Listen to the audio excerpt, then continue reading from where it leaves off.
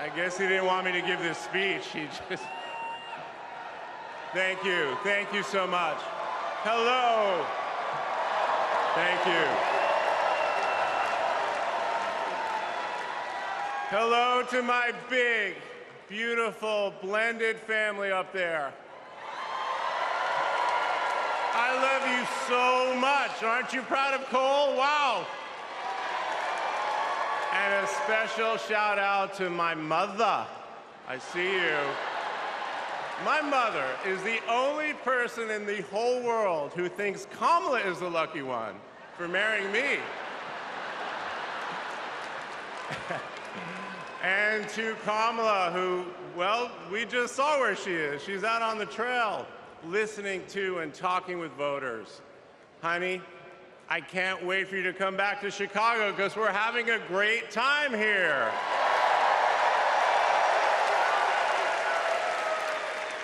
I love you so much. I'm so proud of how you're stepping up for all of us. But that's who she is. Wherever she's needed, however she's needed, Kamala rises to the occasion. And she did it for me and our family.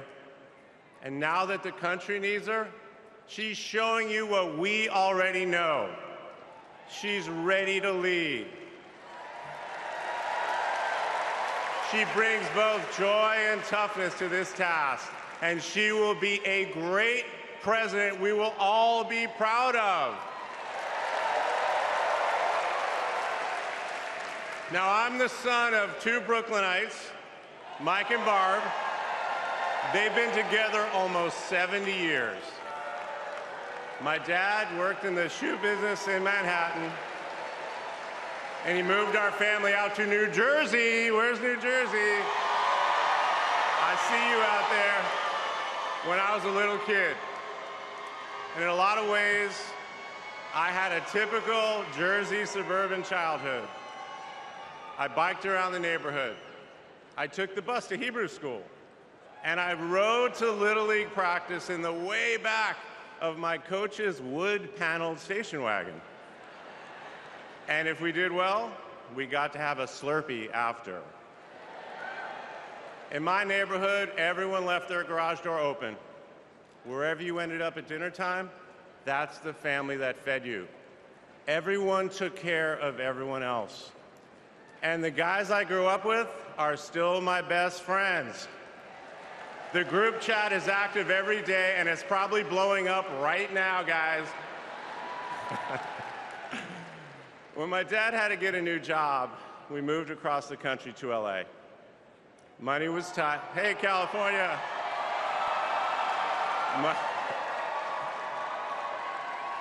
Money was tight, so I worked at McDonald's in high school for some extra cash.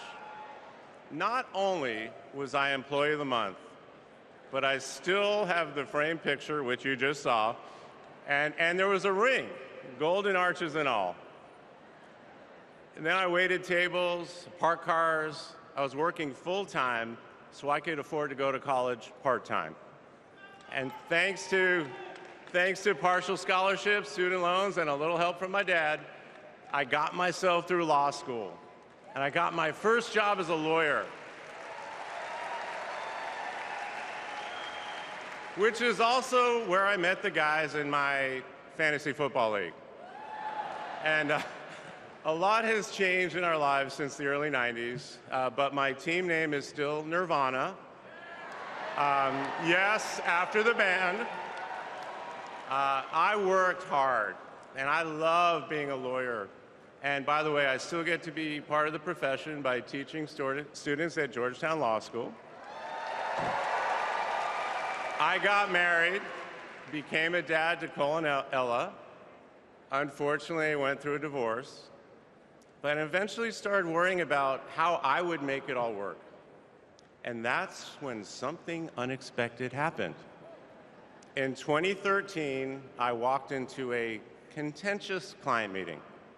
We worked through the issue, and by the end of the meeting, the now happy client offered to set me up on a blind date, which is how I ended up with Kamala Harris's phone number.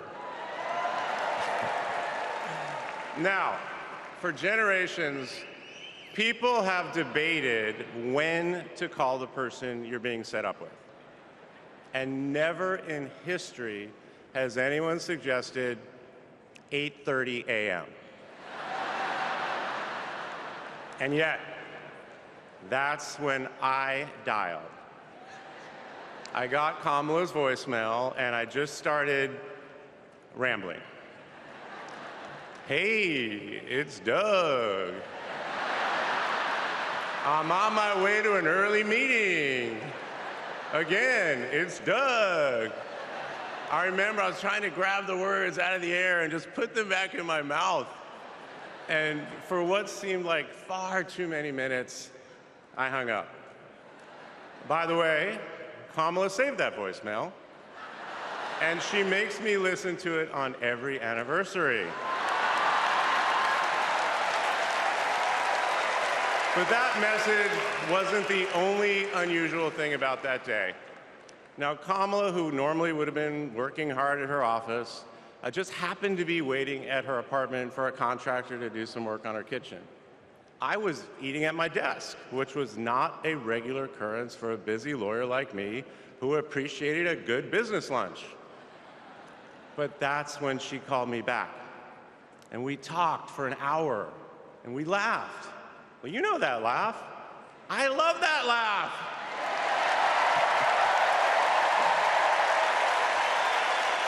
And maybe that counted as our first date.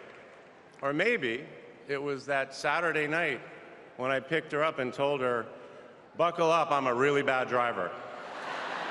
Because you can't hide anything from Kamala Harris, so you might as well own it. And as I got to know her better and just fell in love fast, I learned what drives Kamala. And it's what you've seen over these past 4 years, and especially these past 4 weeks. She finds joy in pursuing justice. She stands up to bullies just like my parents taught me to. And she likes to see people do well, but hates when they're treated unfairly. She believes this work requires a basic curiosity in just how people are doing. Her empathy is her strength.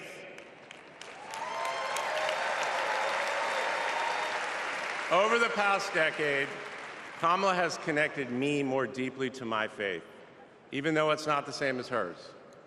She comes to synagogue with me for high holiday services, and I go to church with her for Easter. I get to enjoy her mom's chili relleno recipe every Christmas, and she makes a mean brisket for Passover. It brings me right back to my grandmother's apartment in Brooklyn, you know, the one with the plastic-covered couches. But Kamala has fought against anti-Semitism and all forms of hate her whole career. She's the one who encouraged me as second gentleman to take up that fight, which is so personal to me. And those of you who belong to blended families know that they can be a little complicated. But as soon as our kids started calling her Mamala, I knew we'd be okay. Ella calls us a three-headed parenting machine. Kamala and Kirsten, thank you both.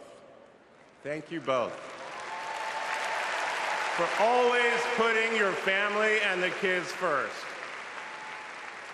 Now, Cole and Ella's friends knew that when they'd come over for Sunday dinner with Mamala, it was going to be real talk. In between taking cooking instructions, they'd have to answer questions about what problem they wanted to solve in the world. They learned that you've always got to be prepared because Kamala is going to prosecute the case. And in the same breath that Cole and Greenlee told us that they were engaged, they asked Kamala to officiate their wedding. And in the same way that she always steps up when it matters, Kamala put so much time into those remarks, and she bound them in a book that matched her dark red dress, and then turned that into a gift for the happy couple. A few days ago, during this incredible time we're going through, there was a brief window when Kamala was back at home. And I saw her sitting on her favorite chair, and in the middle of a wild month, I just hoped that she was having a quiet moment to herself. But then I realized she was on the phone. And of course, my mind went to all the potential crises that the vice president could be dealing with. Was it domestic? Was it foreign? Was it campaign? I could see she was focused, and all I knew was that it must be something important. And it turns out it was. Ella had called her. That's Kamala. That's Kamala. Those kids are her priorities, and that scene was a perfect map of her heart. She's always been there for our children, and I know she'll always be there for yours too. Kamala is a joyful warrior. It's doing for her country what she has always done for the people that she loves. Her passion will benefit all of us when she's our president. And here's the thing about joyful warriors. They're still warriors. And Kamala is as tough as it comes. Just ask the criminals, the global gangsters, and the witnesses before the Senate Judiciary Committee. She never runs from a fight. And she knows the best way to deal with a coward is to take him head on. Because we all know cowards are weak, and Kamala Harris can smell weakness. She doesn't tolerate any BS. You've all seen that look, and you know that look I'm talking about. That look is not just a meme. It reflects her true belief in honest and direct leadership. And it's also why she will not be distracted by nonsense. Kamala knows that in order to win, we cannot lose focus. America, in this election, you have to decide who to trust with your family's future. I trusted Kamala with our family's future. It was the best decision I ever made. This Thursday will be our 10th wedding anniversary, which I know it means I'm about to hear that embarrassing voicemail again. However, that's not all I'll be hearing. That same night, I'll be hearing my wife, Kamala Harris, accept your nomination for President of the United States. And with your help, she will lead with joy and toughness, with that laugh and that look, with compassion and conviction. She'll lead from the belief that wherever we come from, whatever we look like, we're strongest when we fight for what we believe in, not just against what we fear. Kamala Harris was exactly the right person for me at an important moment in my life. And at this moment in our nation's history, she is exactly the right president. Thank you so much.